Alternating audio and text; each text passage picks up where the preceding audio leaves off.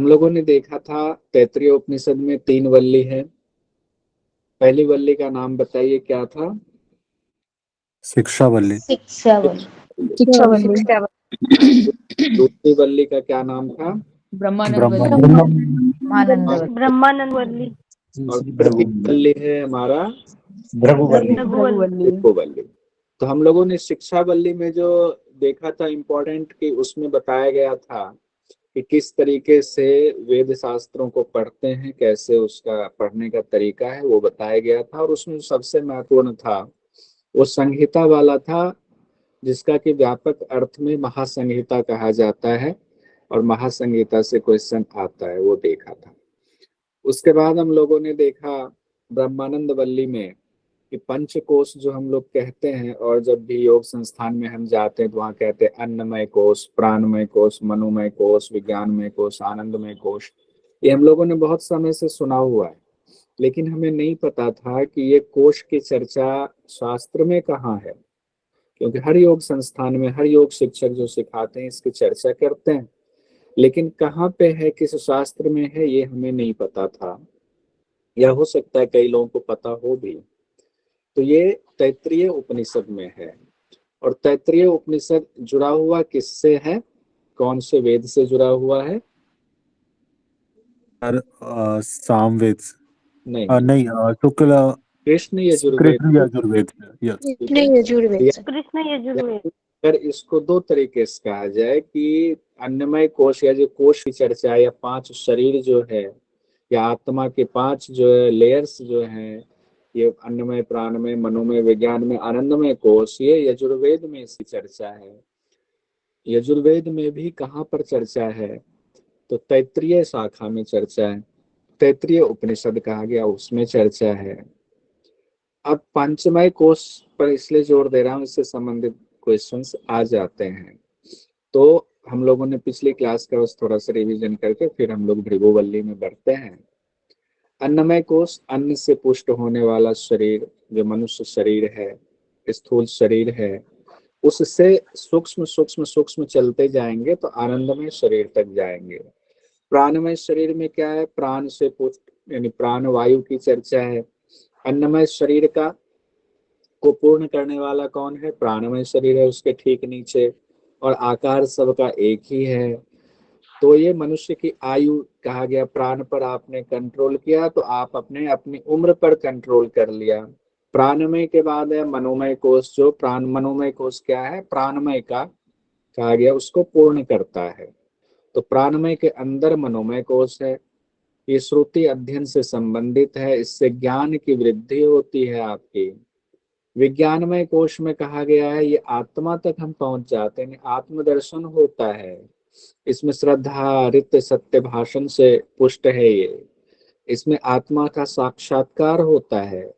और जो अंतिम है, सबसे आंतरिक है, वो है आनंदमय शरीर या आनंदमय कोश, जो आनंद से पुष्ट है, जिसमें ना सुख है ना दुख है, समस्थिति है। उसमें हम ये आत्मा जो है जिसका साक्षात्कार हुआ वो ब्रह्म में विलीन हो जाता है, लीन हो जाता है, यानी ब्रह्म से एकता हो जाती है। स्वयं ब्रह्म ही आनंदमय शरीर है। ये पढ़ा।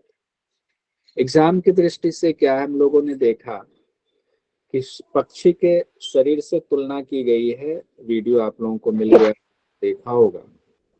तो अन्नमय शरीर में अर्श जी आपका माइक खुला हुआ, मैं म्यूट कर दूं। कोई अन्नमय शरीर में देखा था कितने चीजों की चर्चा हो रही है। सिर, हाथ, मध्य शरीर, पैर की चर्चा है। प्राणमय कोश में 5 चीजों की चर्चा है, जो प्राण, व्यान, अपान, आकाश, पृथ्वी की चर्चा है। मनोमय कोश में यजुर्वेद, ऋग्वेद, सामवेद, अथर्ववेद और आदेश की चर्चा है। विज्ञानमय कोश में श्रद्धा, रित, सत्य, मह और योग की चर्चा है। आनंदमय कोश में प्रिय, मोद, प्रमोद, ब्रह्म और आनंद की चर्चा है। तो इसमें क्वेश्चन पूछ दिया जाता है, जैसे मान लीजिए आपसे आनंदमय कोश में दिया कि प्रिय क्या कहा गया है, कि उसका सिर है, मोद क्या है, प्रमोद क्या है, ब्रह्म क्या, आनंद क्या, कैसे उस पक्षी रूपी जो शरीर है उससे कैसे कौन सी तुलना की गई है। अब हम लोग आते हैं तैत्तिरीय उपनिषद। अच्छा ये बताइए, प्रॉपर वीडियो ये आ रहा है ना, स्क्रीन प्रॉपर दिखने में आ रहा है, कोई दिक्कत तो नहीं हो रही है करने में? ठीक है, ठीक है। अब हम लोग तैत्तिरीय उपनिषद के तृतीय वल्ली में आ रहे हैं, जिसका नाम है भृगुवल्ली। अब भृगुवल्ली नाम क्यों है ये जानना जरूरी है पहले। तो भृगु नाम के ऋषि हुए, तो भृगु नाम के ऋषि को के मन में जिज्ञासा हुई कि हमें क्या करना है, तो ब्रह्म ज्ञान की प्राप्ति करनी है, हमें ब्रह्म को जानना है, ब्रह्म ज्ञान चाहिए। तो जब ब्रह्म ज्ञान किसी को चाहिए होता है तो वो क्या करते हैं, किसी ब्रह्मनिष्ठ ऋषि के पास, जो ब्रह्म ज्ञानी हैं उनके पास ब्रह्म की शिक्षा लेने जाते हैं, समिधा लेकर के जाएंगे। तो इनके पिता का नाम वरुण ऋषि था। भृगु भृगु ऋषि के पिता का नाम वरुण ऋषि था, और वरुण ऋषि ब्रह्मनिष्ठ ऋषि थे। तो अब जिनके पिता खुद ब्रह्मनिष्ठ हो, उनको कहीं और जाने की जरूरत क्या है। तो भृगु ऋषि अपने पिता के पास ही पहुंचे, और उनके पास पहुंच करके उन्होंने ब्रह्म को जानने की इच्छा प्रकट की कि पिताजी हमें ब्रह्म ज्ञान दीजिए। तो पिताजी ने कहा बहुत अच्छा, बहुत प्रसन्न हुए कि मेरा पुत्र ब्रह्म ज्ञान प्राप्त करना चाहता है, ब्रह्म को जानना चाहता है। तो भृगु ऋषि ने अपने पिता से क्या प्रार्थना की, उन्होंने कहा अपने पिता से, वरुण ऋषि से, हे भगवान, मैं ब्रह्म को जानना चाहता हूं, इसीलिए आप कृपा करके मुझे ब्रह्म तत्व का उपदेश कीजिए या ज्ञान दीजिए।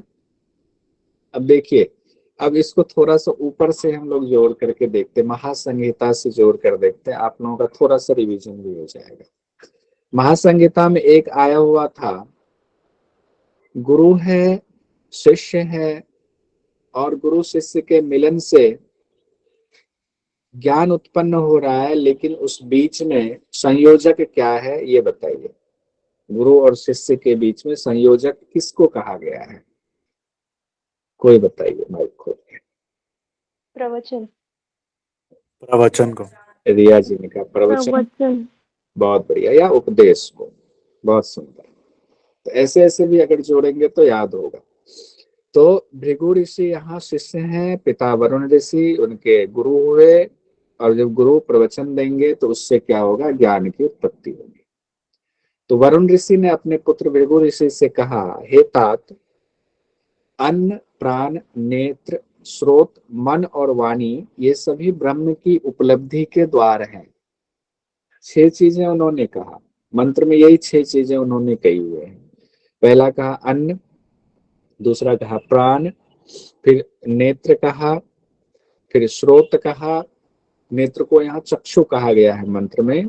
अन्न, प्राण, चक्षु, स्रोत, मन और वाणी, ये सभी ब्रह्म की उपलब्धि के द्वार हैं।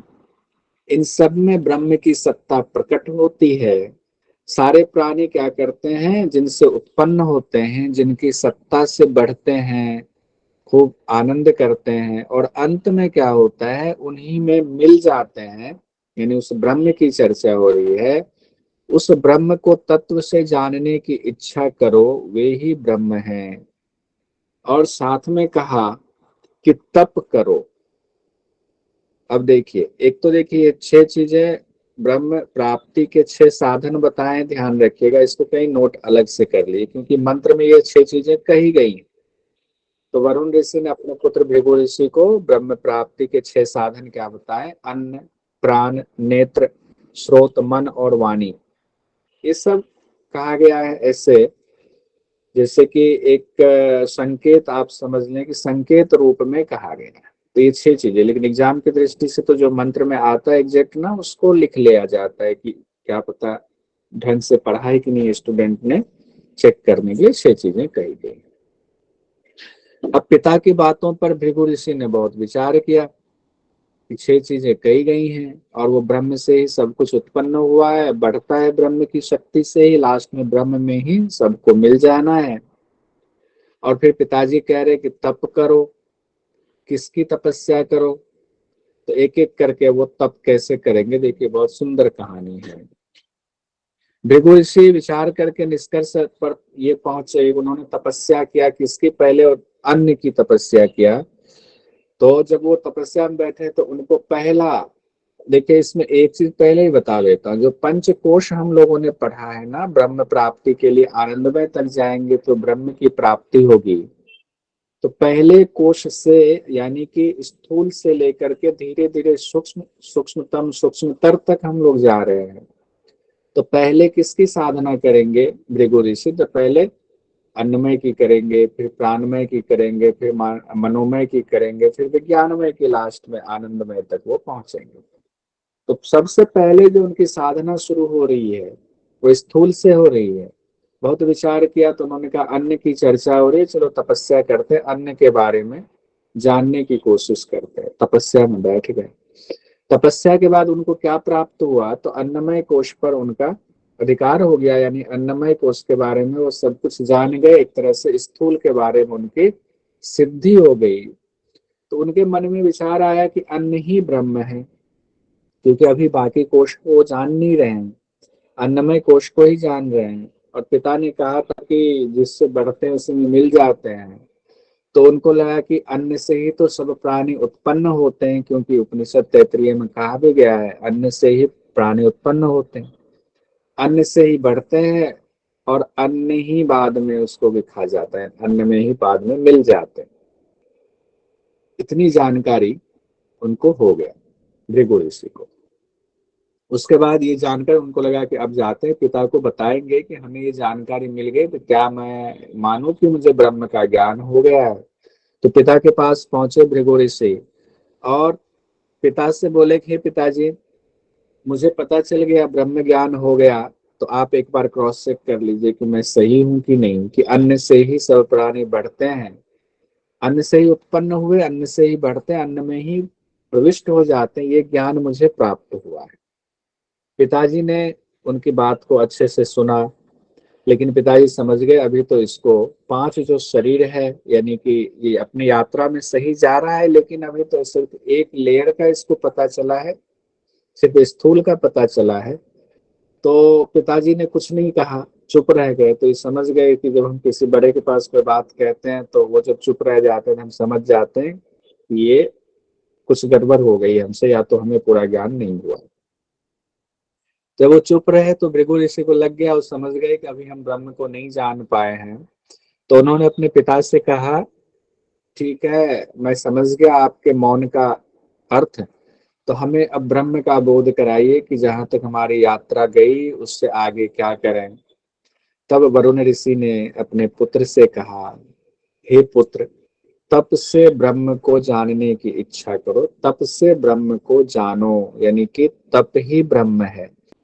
और फिर उनको पता चला, दूसरे लेयर पर पहुंच गए, अन्नमय के बाद वो प्राणमय कोश में पहुंचे। तपस्या की जहां तक की साधना पूरी हो गई उससे आगे बढ़े तो उनको क्या पता चला कि प्राण ही ब्रह्म है, क्योंकि प्राण से ही सभी प्राणी उत्पन्न हुए हैं, और प्राण से ही सभी जीवित हैं, और प्राण जब चला जाता है तो इंसान का अस्तित्व खत्म हो जाता है, यानी प्राण में ही सब मिल जाते हैं।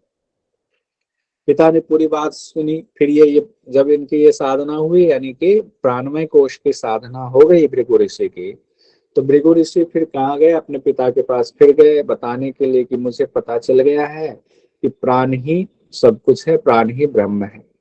पिता ने फिर उनकी बात सुनी, लेकिन फिर से वो मौन रह गए। मतलब फिर वो समझ गए कि मेरी बात का पिताजी समर्थन नहीं कर रहे हैं, मौन है, तो इसका मतलब है कि कुछ तो गड़बड़ है, यानी कुछ तो अभी कंप्लीट नहीं हुआ, अधूरा सा है।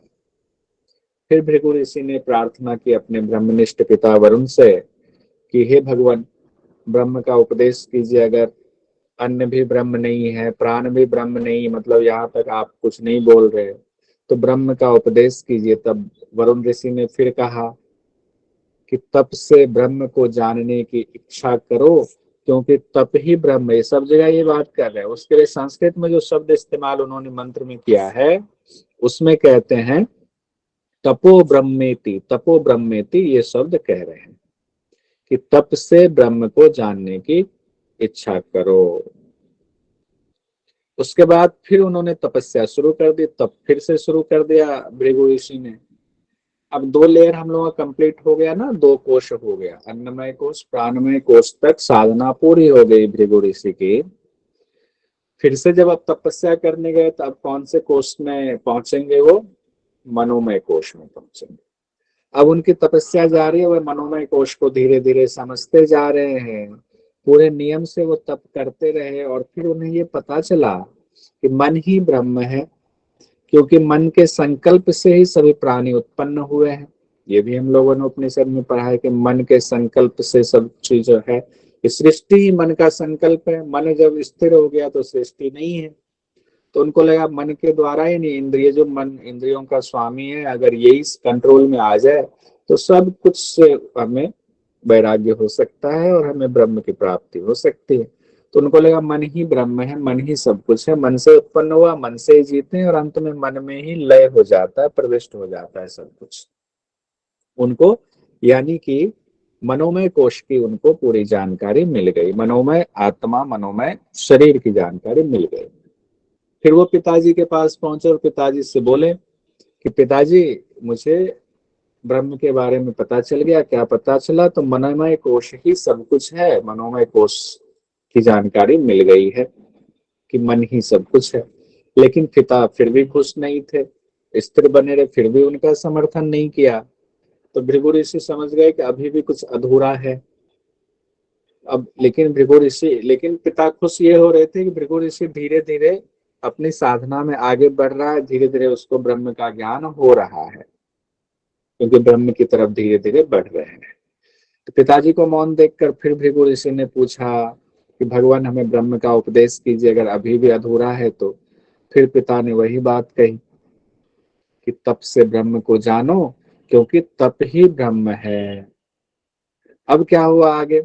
भृगु ऋषि फिर तपस्या करने लगे पूरे विधि विधान से, और फिर जब वो इस निष्कर्ष पर पहुंचे, आगे किस निष्कर्ष पर पहुंचेंगे? विज्ञान ही ब्रह्म है, क्योंकि चौथा कोश कौन सा है? विज्ञानमय कोश। तो विज्ञान ही ब्रह्म है, क्योंकि विज्ञान से ही सब प्राणी उत्पन्न होते हैं और विज्ञान से ही सब प्राणी जीते हैं, यानी बढ़ते हैं, और अंत में विज्ञान में ही सबका लय हो जाता है। विज्ञान मतलब यहाँ किसकी चर्चा हो रही है? विज्ञान ज्ञान की चर्चा हो रही है। तो ब्रह्म को इस तरह जानकर उनको लगता है अब मेरा ज्ञान पूरा हो गया। तो फिर वो अपने पिता के पास पहुंचे, उनको कहा कि विज्ञान ही सब कुछ है, विज्ञान ही ब्रह्म है, विज्ञान से ही तो सब प्राणी उत्पन्न हुए हैं और विज्ञान ही से आगे बढ़ रहे हैं और अंत में विज्ञान में ही मिल जाना है। यानी कि अभी तत्व तक पहुंच गए हैं, विज्ञानमय कोश तक पहुंच गए, यानी कि तत्व तक पहुंच गए हैं, तत्व ज्ञान यहाँ तक उनको हो गया है। लेकिन अभी क्या है? तत्व ज्ञान में द्वैत का भाव है कि हम आत्मा और दूसरे परमात्मा, यहाँ तक पहुंच गए हैं, इसलिए इसको विज्ञान कहा गया। उस तत्व का ज्ञान हुआ है तो विज्ञान हुआ। पिता ने फिर बुरी बात सुनी, लेकिन फिर से सहमति नहीं दी। लेकिन पिता फिर खुश थे कि ये आगे और जो है इसकी साधना आगे बढ़ी है और अब ये ब्रह्म प्राप्ति के बहुत करीब पहुंच गया है, क्योंकि तत्व का ज्ञान हो गया, बस इसका ब्रह्म में लय होना बाकी है। फिर भृगु ऋषि ने देखा पिताजी शांत हैं, कुछ बोल नहीं रहे हैं, तो फिर उन्होंने कहा, पिताजी लगता है अभी भी कुछ अधूरा है, तो हमें ब्रह्म का उपदेश कीजिए। फिर वरुण ऋषि ने उसी तरीके से कहा, तप से ही ब्रह्म को जानो, क्योंकि तप ही ब्रह्म है। तो भृगु ऋषि ने फिर तप करना शुरू कर दिया। अब कौन सा बचा हुआ उनके सामने? एक ही बचा हुआ, आनंदमय कोश की सिद्धि बची हुई, आनंदमय कोश को जानना बचा हुआ है। अब वो कहाँ तक पहुंच गए? आत्मा तक पहुंच गए हैं, तत्व ज्ञान तक पहुंच गए हैं। इस बार भृगु ऋषि ने जब तप शुरू किया, तो तप जब हुआ, बहुत विचार किया, तो वो इस निष्कर्ष पर पहुंचे कि ब्रह्म ही सब कुछ है, यानी उस आत्मा का लय ब्रह्म में हो गया। और हम लोगों ने प्रत्येक उपनिषद में ये पढ़ा हुआ है, हठ योग के ग्रंथों में भी पढ़ा हुआ है। जब ब्रह्म का ज्ञान हो जाता है, शिव में शक्ति का मिलन हो जाता है, या कहे कि हृदय के सारे गांठ खुल जाते हैं, तो कोई संशय नहीं रह जाता है। जब आपको सारा ज्ञान हो जाएगा, सारे संशय मिट जाएंगे, फिर सवाल ही नहीं बचेगा, तो आप पूछने जाओगे ही नहीं। अब क्या हुआ, उनको आनंदमय कोश की प्राप्ति हो गई, यानी कि ब्रह्म की प्राप्ति हो गई, ब्रह्म में वो लय हो गए। तो उनको पता चला आनंद ही ब्रह्म है। तो इस तरह भृगु ऋषि को जो ज्ञान उनके पिता ने दिया, जो वरुण ऋषि को ब्रह्म की जानकारी थी, उसका साक्षात भृगु ऋषि को भी हो गया। भृगु ऋषि के द्वारा जानी हुई और वरुण ऋषि द्वारा उपदेश की हुई विद्या को जो जानता है, वो क्या हुआ, ब्रह्मनिष्ठ हो गया। इस तरह से बात कही गई। अब कहेंगे इसके बाद क्या हुआ, क्या फिर वो पिताजी के पास गए? अब क्यों जाना है पिताजी के पास? जब सारे संशय ही मिट गए, तो इस बात के, पिताजी तो ब्रह्मनिष्ठ थे, तो वो तो सब समझ गए थे कि जैसे इसको आनंदमय कोश की प्राप्ति होगी, वहां तक सिद्धि होगी, तो सारे संशय इसके मिट जाएंगे, फिर मेरे पास आने की जरूरत ही नहीं पड़ेगी। ये ब्रह्म ही अन्न, ये ब्रह्म ही प्राण है, ये ब्रह्म ही मन है, ये ब्रह्म ही विज्ञान के अंतरात्मा है। आनंद से ही, अभी आनंदमय कोश ही सबका अंतरात्मा है। आनंद से ही सब उत्पन्न होते हैं, सब जीते हैं, फिर आनंद में ही मिल जाते हैं। इस तरह भृगु ऋषि को ब्रह्म ज्ञान हो गया। अब सारे सवालों का जवाब उनको मिल गया, क्योंकि सारे संशय मिट गए, सारी ग्रंथियां खुल गई, सारे गांठ खुल गए। अब पूछने के लिए उनके पास अपने ब्रह्मनिष्ठ पिता से कुछ बचा नहीं। वह हर तरह से सभी चीजों से परिपूर्ण होकर महान हो जाता है, जिनको आनंदमय कोश तक की प्राप्ति हो जाती है, जान लेता है। इसी विद्या को, जो ये पूरी कहानी हमने सुनी, इसी को कहा जाता है भृगु वारुणी विद्या। अगर आपके पास आ जाए एग्जाम में या कहीं इंटरव्यू में कोई पूछ दे भृगु वारुणी विद्या क्या है, तो आप याद कीजिएगा, भृगु ऋषि ने अपने पिता वरुण ऋषि से जो ब्रह्म के बारे में ज्ञान प्राप्त किया, उसी का नाम है भृगु वारुणी विद्या। और ये है तैत्तिरीय उपनिषद में, और ये जुड़ा हुआ है कृष्ण यजुर्वेद से, या यजुर्वेद भी कहेंगे, कृष्ण यजुर्वेद कहेंगे तो और सटीक हो जाएगा। तो इस तरह भृगु ऋषि को सभी कोशों का, यानी कि अन्नमय कोश, प्राणमय कोश, मनोमय कोश, विज्ञानमय कोश और आनंदमय कोश की जानकारी हो गई, उनको सिद्धि हो गई, आनंद तक पहुंच गए। अब एक बार देखते क्रम से भृगु ऋषि ने क्या जाना। अन्न ही ब्रह्म है, उनको क्या कहा गया था, अन्नम ब्रह्मेति ये जाना। तो उन्होंने क्या जाना, भृगु ऋषि ने, अन्न ही ब्रह्म है। फिर उनको जब पिताजी के पास गए, तो पिताजी ने क्या कहा, उनको लगा कि पूरा नहीं हुआ, तो कहा तपो ब्रह्मेति, तप से ही ब्रह्म की प्राप्ति हो सकती, तप ही ब्रह्म प्राप्ति का साधन है, तप ही ब्रह्म है। ये ध्यान रखिएगा, ये जो हमने लिखा ना दूसरे नंबर पे, तप ही ब्रह्म है, तपो ब्रह्मेति, ये हर बार पिताजी ने उनको कहा, यानी भृगु ऋषि को हर बार वरुण ऋषि ने कहा तपो ब्रह्मेति, तपो ब्रह्मेति, तपो ब्रह्मेति। जब प्राणमय कोश की सिद्धि होगी पहुंचे, तो कहा तपो ब्रह्मेति। पिताजी अब बताइए क्या तपो ब्रह्मेति, तप ही ब्रह्म है, ये हर जगह कह रहे हैं, बस आनंद की प्राप्ति हो गई, फिर जरूरत ही नहीं। तो प्राण ही ब्रह्म है, उनको क्या पता चला, प्राणो ब्रह्मेति व्यजानात, मन ही ब्रह्म है। जब मनोमय कोश को जान लिए, तो उनके मन में क्या आया था, मंत्र में लिखा हुआ मनो ब्रह्मेति व्यजानात।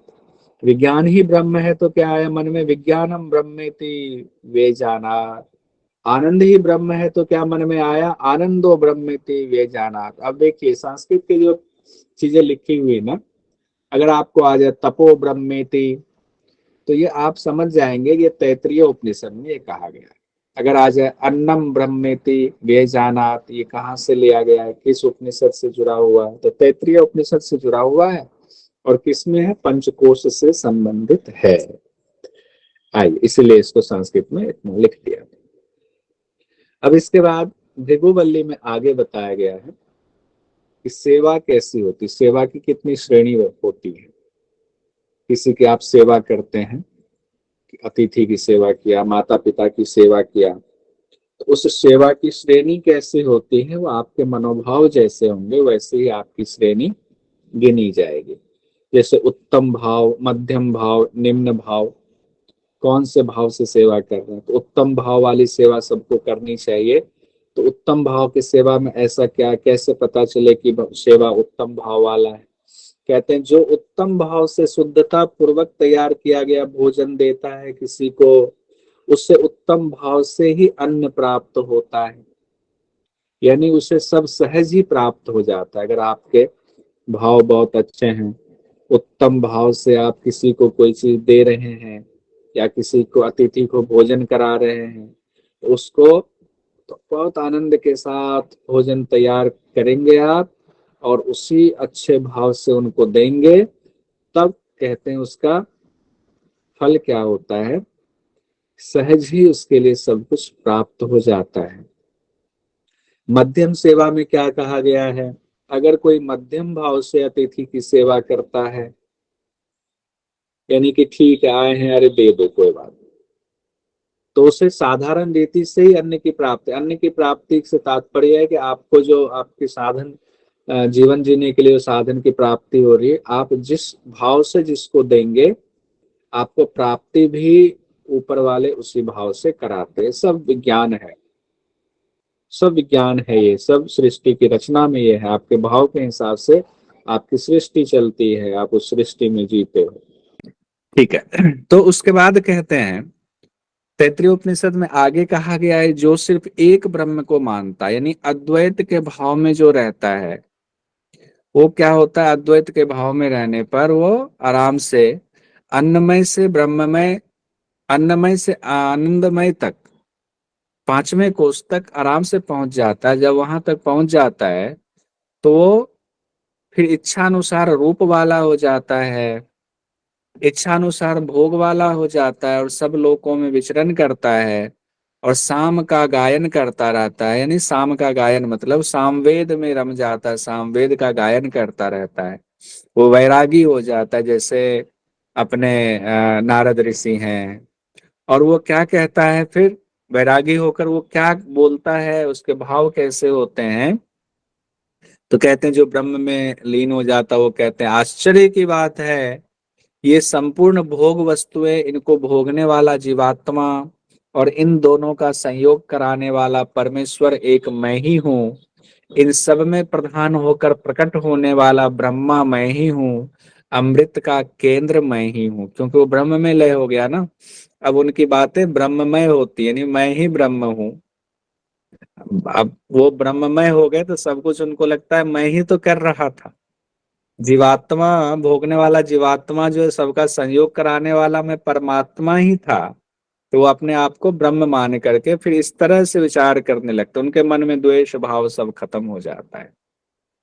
आगे कहा गया जो कोई मनुष्य किसी वस्तु के रूप में मुझे किसी को प्रदान करता है, वह मानो मुझे देकर मेरी रक्षा कर रहा है, यानी ब्रह्म को देकर ब्रह्म की रक्षा हो रही है। लेकिन इसके विपरीत अगर कोई अपने लिए ही सभी भोगों का उपयोग करता है, तो उस खाने वाले को मैं अन्न रूप होकर निगल जाता हूं। ये भी कहा गया है कि इतना स्वार्थी भी नहीं होना चाहिए। उसके बाद कहते हैं मैं समस्त ब्रह्मांड का त्याग करने वाला हूँ। जो वैरागी होते हैं, ब्रह्मनिष्ठ होते हैं, उनको कोई राग नहीं होता है, ब्रह्मांड से भी राग नहीं, किसी सामान से तो क्या राग होगा। तैत्तिरीय उपनिषद में वही कहा गया है कि मैं समस्त ब्रह्मांड का त्याग करने वाला हूँ। ये सब चीजें मेरी महिमा के सामने तुच्छ हैं, यानी कि मैं तो ब्रह्म हूँ, तो मेरी महिमा के सामने सारी चीजें, पूरा ब्रह्मांड तुच्छ है। मेरे प्रकाश की एक झलक सूर्य के समान है। जो इस प्रकार ब्रह्म को जानता है वह भी इसी स्थिति को प्राप्त कर लेता है। नहीं, ब्रह्म की इस स्थिति की जो अभी चर्चा हुई, इस स्थिति को वो प्राप्त हो जाता है। अब ये क्वेश्चन देखिए 2022 नवंबर में आया था, स्क्रीन पर आ नहीं रहा लगता है, हाँ आ गया। तैत्तिरीय उपनिषद के अनुसार अन्न किस व्याहृति से संबंधित है, महाशय। बताइए। मैसेज चूंकि जिन लोगों ने पहले पढ़ा होगा उनको पता है, आज की क्लास में पहले क्लास का हो गया। तैत्तिरीय उपनिषद के अनुसार अन्न किस व्याहृति से संबंधित है, तो मह, मह से संबंधित है, क्योंकि कल हम लोगों ने या परसों हम लोगों ने पढ़ा था। ये मह इसका आंसर होगा, ये पूछा गया क्वेश्चन है। जून 2019 में सूची 1 और 2 को सुमेलित करने के लिए आया था। देखिए जो अभी बात हो रही थी ना, क्वेश्चन हम लोग जो ब्रह्मानंद वल्ली से पूछा था, आया सूची 1 और 2 को सुमेलित कीजिए, तो ये आया हुआ था। देखिए ऐसे क्वेश्चन आया था। श्रद्धा सर है, रित दाया पंख, सत्य बाया पंख, माँ पूछ है। इस तरह से आया। पहले तो एक तरफ आया आपको श्रद्धा, रित, सत्य और मह, दूसरी तरफ आया पुच्छ, सिर, दाया पंख, बाया पंख। तो पहले क्या था, सबसे शुरुआत में क्या होगा? सिर है, श्रद्धा सर। श्रद्धा। श्रद्धा क्या है, सिर है कि क्या है? सिर सिर है, सिर है। सिर है सर। तो पहला आ जाएगा ए का 2, ए का 2 आ जाए, तो ए का 2 किस में है? सी वाले में है मेरे ख्याल से, इसमें तो आगे पीछे आ गया है ना। तो ए का 2 तो उसी में है। हाँ नहीं, डी में भी है ए का 2। ठीक है। अच्छा चलिए, श्रद्धा के बाद क्या था? रित रित। रित क्या हो गया? दाहिना पंख। दाया हो पंख। गया। तो बी हो गया आपका 3, तो बी 3। अच्छा, सी वाला ऑप्शन में ही है। उसके बाद है सत्य। सत्य क्या हो गया आपका? बाया पंख। बाया पंख। और डी है मह। मह को पुच्छ कहा गया। एक इसमें मिसिंग है जो नहीं दिया गया है। जो एग्जाम में 5 चीजें होती है ना, कौन सा आधार है छूटा हुआ सर। बताएं? शरीर नहीं दिया गया है, शरीर भी। शरीर तो शरीर को क्या कहा गया है? आधार। वो आधार नहीं सर, वो आदेश ऐसा करके कुछ आदेश। है। आदेश आदेश, सारणी को। श्रद्धा, रित, मध्य मह। भाग।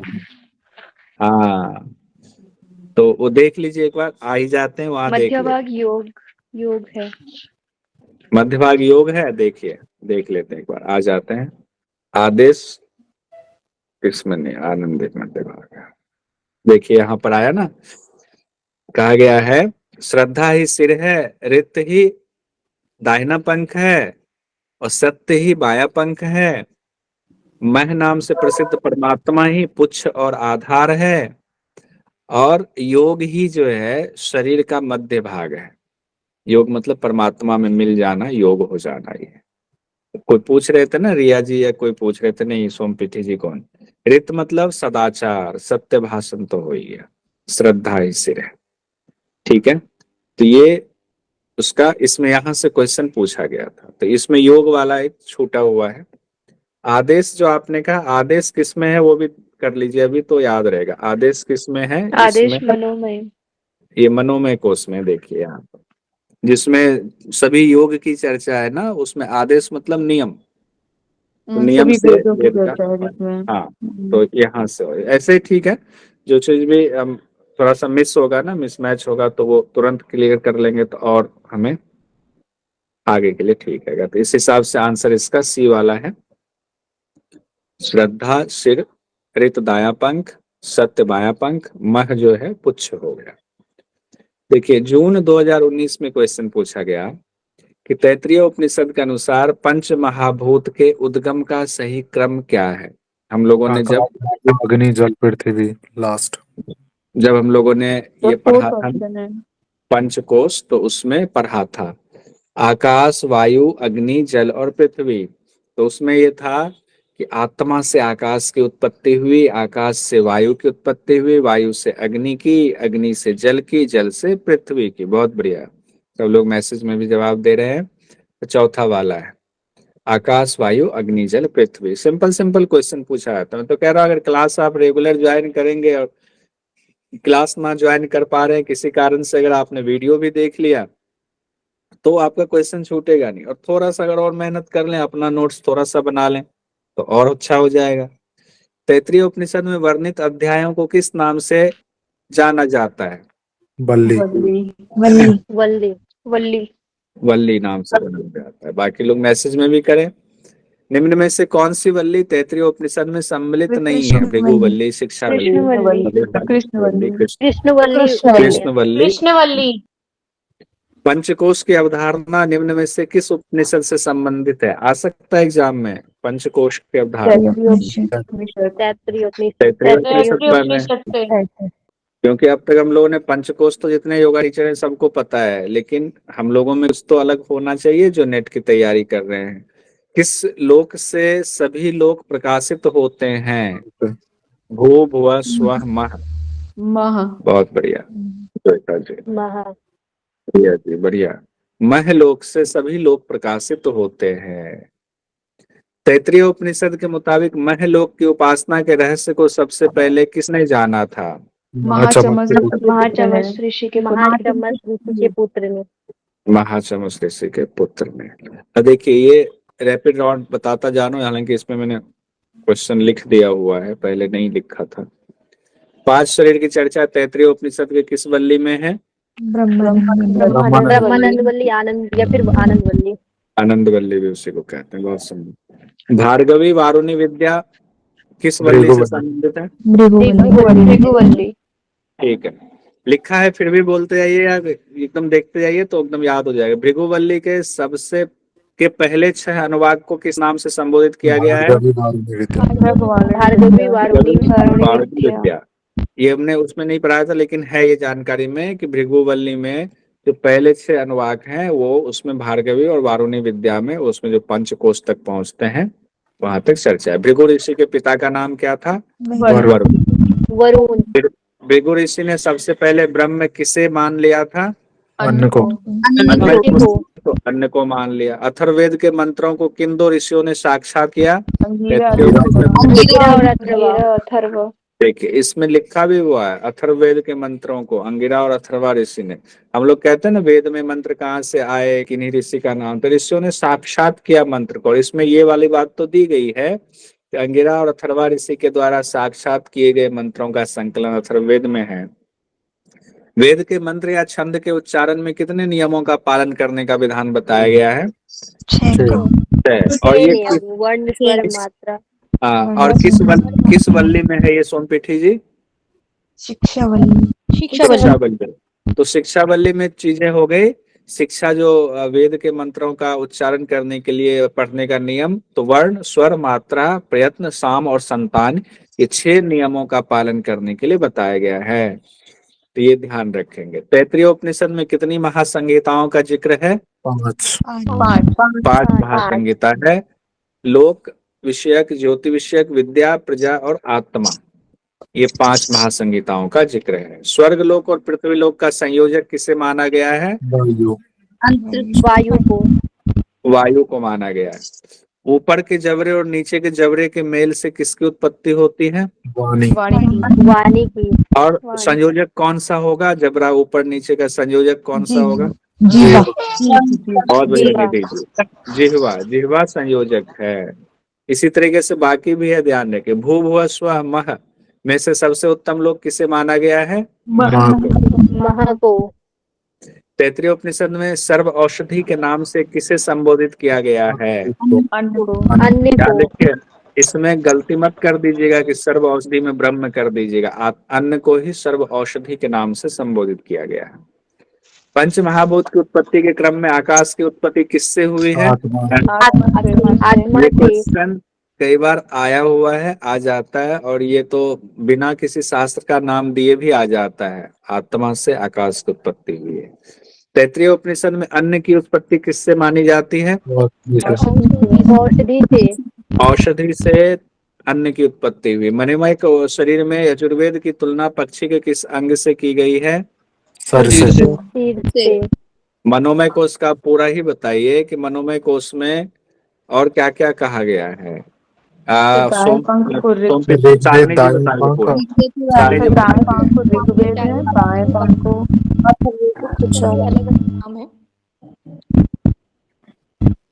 सोमपीठी जी, अब बताइए। हाँ, पंछी का 2 पंख है, एक दाया पंख और बाया पंख।